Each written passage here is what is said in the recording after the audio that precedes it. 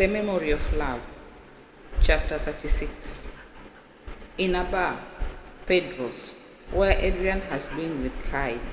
Adrian has left Mama Kay at the table while he goes to fetch drinks. One beer, one rum and coke, he says to the barman, holding up a finger against the din. The bar area is crowded. With difficulty, Adrian turns himself around and leans against the bar so he can see Mama Kay. Great place, says the man next to him. Adrian turns and nods. The other man is young, younger than Adrian at any rate, dressed in chinos and a polo shirt, the modern uniform of the European in the tropics. His skin is sweating and yellowish. He sits with his back to the bar, his thumbs hooked into his pockets, fingers framing his crotch. On the other side of him, a sullen-faced woman leans, curled into his body. Her left hand slips up and down the inside of the man's thigh. Adrian nods at her, and as he does so, recognizes her as the girl in the purple top he'd seen here once before. The man is still speaking. My base is up country. I'm in town for a meeting with a few funders. Have to take them round a few of our projects, reassure them we are putting their money to excellent use. Let them have their picture taken with a disabled kid, or better still, a former child soldier. That's the sort of thing makes them certain. Is that right? Says Adrian. He looks around for the barman. Well, keep your fingers crossed for me, because I like this place and I plan to stay. The man next to him is still talking. The women, and here he whistles, leans over and whispers, buy them a couple of cokes and they'll let you fuck them all night. At that moment, the barman arrives with the drinks. Relieved, Adrian prepares to move on. As he makes to leave, the man says, I'm Robert. Hey, bring your girl over. Make an evening of it. No thanks, says Adrian. At the table, Mama Kay watches him as he sets down the drinks. Do you know that man? No, says Adrian quickly. God, no. What were you talking about? Though Adrian does not particularly wish to repeat Robert's remark, he does. Mama Kay sits in silence, not looking at him or apparently listening any longer, but staring at Robert, who in turn appears oblivious, his attention occupied by the girl, who was now moved to stand in front of him, her legs straddling his knee, rotating her hips in time to the music. Mama Kay jumps up and heads to the bathroom. Adrian sits and waits, drinks his beer, wonders how to bring back her mood. He spots her coming back from the bathroom. She smiles softly at him as she takes her seat. He is about to ask her if she is all right, when a disturbance at the bar draws his attention away. It is Robert. He appears to be involved in an argument. Adrian sees the girl who'd been stroking his thigh snatch up her handbag and stalk away. Mama Kay is watching too. When it is quiet again, she picks up her drink and takes a sip. What was all that about? Says Adrian. While we were in the ladies, I told her what he'd said to you. It takes a moment for Adrian to absorb it. He looks sideways at Robert, but the aid worker has his back turned to them. I see, says Adrian eventually. Mama Kay speaks again, more quietly this time. I beg your pardon? Adrian bends in to hear. She was my classmate. We were at school together. Her name is Josephine. A residual memory of his thoughts when he first saw the girl in the purple top flashes. Adrian with shame. When he looks at the bar, Robert is gone. He did not come here expecting to find happiness. In the evenings, they go out, sometimes to odd places, sometimes to new ones. He wants to know this city of hers. He wants to share her world.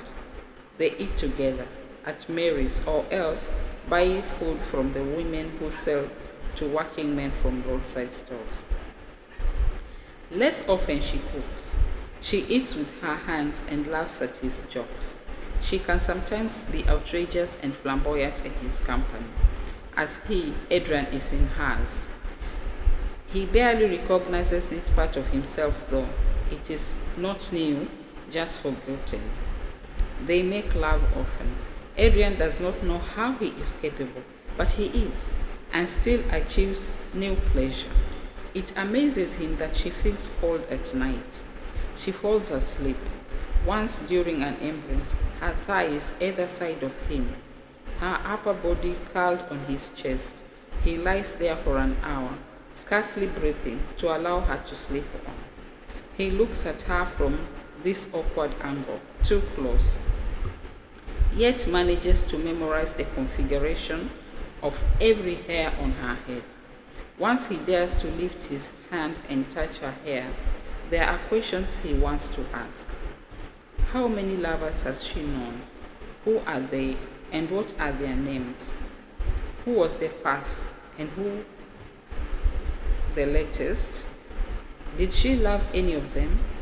He wants to ask, but he does not dare because he is afraid of what would happen once he began, because he knows he would never be able to stop. An evening, they are sitting up on the balcony upstairs. The occupant of the flat is away for a few days. They carry their beers up the outside stairs for a change of scenery. She says, "I'm tired of looking at concrete." There's a view of the roof of the house in front, of clusters of huts, pan bodies as Adrian now knows them to be called.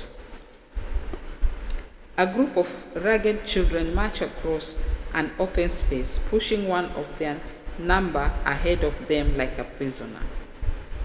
One of them smacks the boy in front in the back and he staggers. "Hey!" Mama Kay is on her feet and shouting at the children, who stop and look up. One by one, they drop their gaze and shuffle up. "You couldn't do that in Britain." She sits down opposite him. "Is that so?" She seems amused. "Yes," says Adrian, and then, "Did you have brothers and sisters?" "No," says Mama Kay. "That's unusual, isn't it?" She nods. "I don't know why. I wanted a little brother, like little girls do. I used to ask my mother. She never said no, and she never said yes. After a while, I stopped. I must have changed my mind. So, no brothers or sisters." Adrian has yet to tell Mama Kay about his relationship with her father. There's no genuine conflict of interest, he tells himself. Elias Cole is his patient, not Mama Kay. And Elias Cole is not really a patient, not as such. It requires handling, though. In Britain, his relationship with her would undoubtedly be viewed as problematic from a professional standpoint. This, though, is not Britain.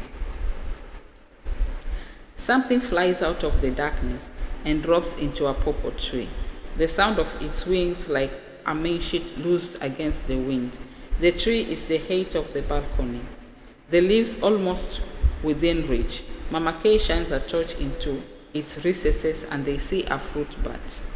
Adrian can hear the sucking sound as it eats the fruit, apparently undisturbed by their proximity.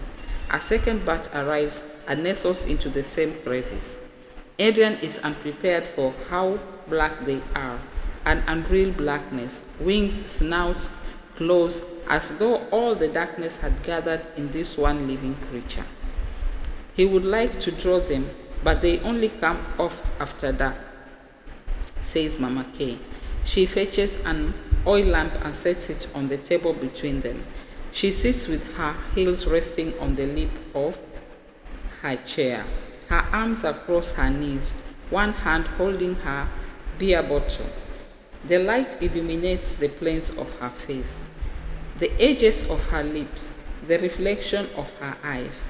He discovers she studied history at university. like her father. Did you ever think about getting a position at the university? She replies, I never finished my studies. Because of the war? In a matter of speaking, she stands up, changing the subject. Are you hungry? I'm hungry. I need to eat. Let's go out. Suddenly she is no longer relaxed, but restless. Sure, says Adrian, who has yet to deny her anything. When he is away from her, he tries to conjure up her face. He closes his eyes, but the magic eludes him. When they are together, he watches, learning her features, her gestures. Still, afterwards, he cannot make it happen. It is as though when she goes, she takes everything of herself with her. He realizes too that she asks him almost nothing about himself, not even when they will next meet. In those moments they are together, she gives him her attention entirely. By the same token, he draws none of her curiosity. It bothers him. As he watches her, lying with her back to him, a memory of the night at the bar, the girl with the purple top arrives, skewed and bent out of shape, molded into something else. The paranoia of a man newly in love. She senses something because she rolls over to look at him, frowns slightly. What is it? Have you done this many times before? He asks. She raises herself up on one elbow and traces his Adam's apple lightly with her forefinger. He is afraid to ask. She removes her finger and says, What are you asking me?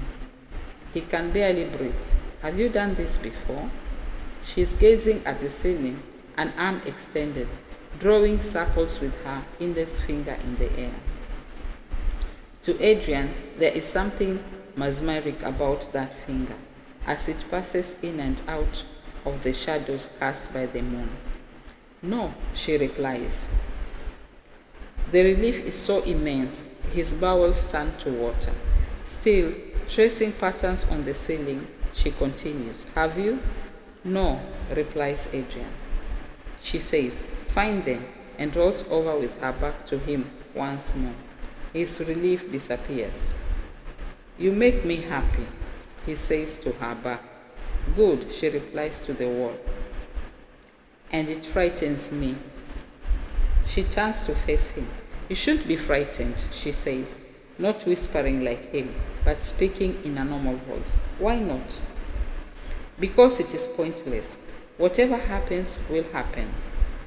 Now he rolls over on his back and watches the moon shadows on the ceiling.